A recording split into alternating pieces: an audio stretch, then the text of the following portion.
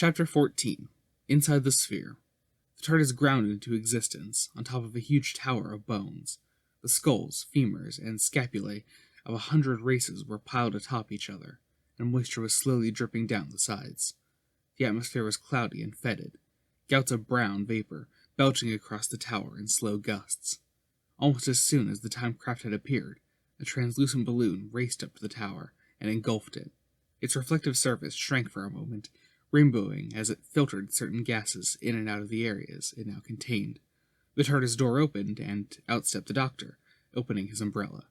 After a moment, Bernice followed him, her hands jammed into the pockets of her chinos.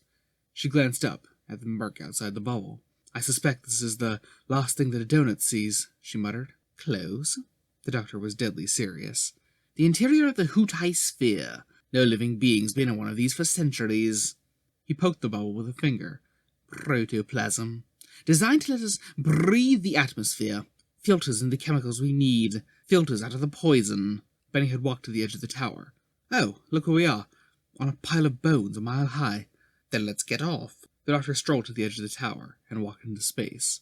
Betty had a moment to stare wide-eyed before the Doctor's weight whipped the bubble off the top of the tower, and her with it. They floated down gently through the smoggy atmosphere. Benny glimpsed humanoid shapes moving along galleries. She hugged herself, thinking about her mom's religious beliefs. Before being exterminated, she'd been a good Catholic. This was a bit like the hell she'd warned her only daughter of. The things you just glimpsed, half saw through the murk, they were the worst. There were little gangs of things the size of pixies and huge, lumbering things with mushroom heads. "The sphere is the size of a small moon," the Doctor told her. "It contains 4 Hootai, and as many slaves as they've collected. Each sphere has a group consciousness of its own, which is also a part of the greater Hootai consciousness." Benny was staring down as the bubble approached the floor. 3 figures were waiting for them. "Intelligent fungus. How is that possible?" "Everything's possible. And some things just happen because we don't want them to. It's said the Hootai evolved in a world where the climatic changes wiped out all other life in cycles. They grew up in death, and now they're exporting it. Ground floor. Victims, aggressors, and Chinaware." They had stopped, facing 3 gruesome beings. A pterolepta with a huge growth of Hootai fungus for a head, looking like it might overbalance at any moment. A naked human with a recognizable face, a handsome young man, and a small ball of fluff that moved along on the tips of its filaments. Benny glimpsed an uncomfortably organic-looking structure at its center, a mass of tubes and concealed shapes.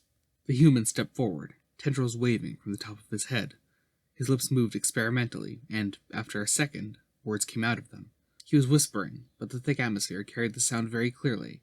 "Doctor, welcome to the domain of the Hootai. Take me to them.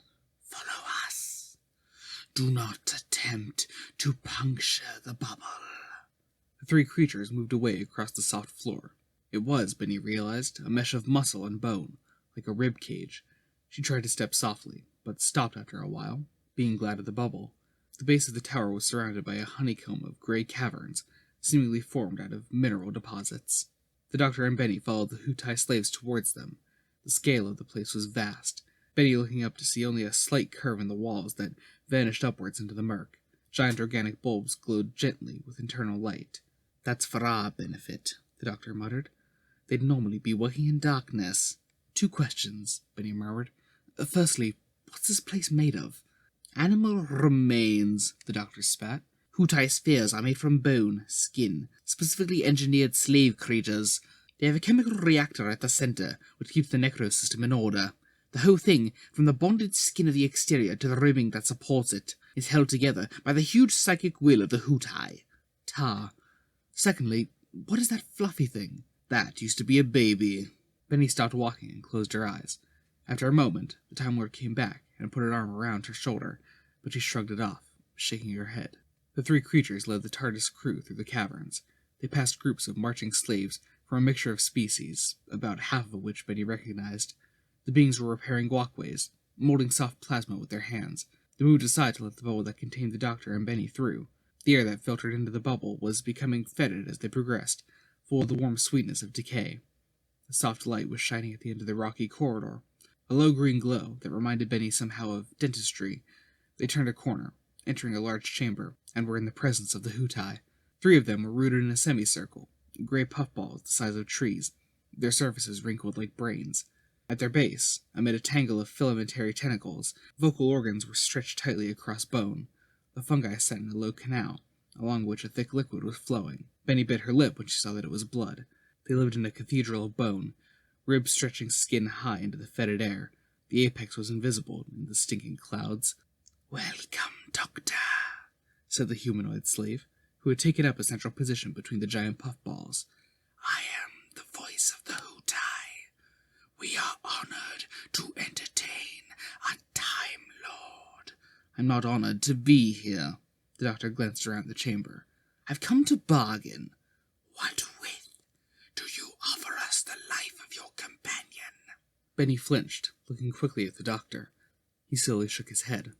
"No." "What else have you to bargain with? Our game is already over. We have won." Fascinated, as she was by the conversation, Benny had been watching the behavior of the pteroleptal. It had approached the channel of blood, and knelt in front of it. Putting both hands up to its neck, it pierced its own flesh with its claws. Shuffling forward, it collapsed into the channel, and lay still. Benny could make out older, vaguer shapes under the flow of liquid. The humanoid had been watching her reactions. "We feed continually," it told her. "You really are obscene," Benny whispered. "You haven't won yet," the doctor snapped, getting back to the point. "Where's the other one of you, anyway? You always travel in fours." "The other of us is elsewhere." "In waiting somewhere, of course, just in case your plan fails." "We leave nothing to chance. You spoke of a bargain. What is your offer?" "I have only one offer for you. Withdraw your sphere from this place. Run away. I won't pursue you." A guttural hiss broke from the orifices of the fungi, their form of laughter. The doctor stared back, unflinching. The humanoid made an attempt at a smile. It was a strange expression, an alien memory of what a human smile was like. "We have been manipulating the life forms and the appearance of this world for centuries, Doctor. We have transformed the planet into a popular draconian and human vision of paradise. We have changed the chemical balance of its soil so that it better preserves dead matter. Apart from that, we have manipulated the computer systems and traditions of both great powers, making them bring their dead here. The fields of heaven are thick with meat, Time Lord. Meat we can use. Billions of unstoppable soldiers, enough to conquer Gallifrey by sheer force of numbers.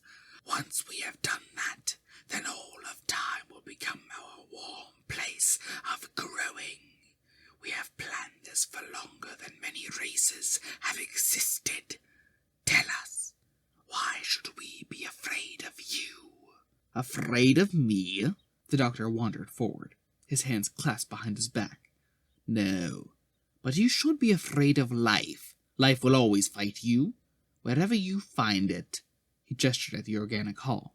"The material of these walls loathes you, and deep in their lost minds your servants loathe you too. You could have lived on your homeworld, existed on the natural decay around you. Or you could have used your intelligence to change your diet, using minerals or genetically engineered animals.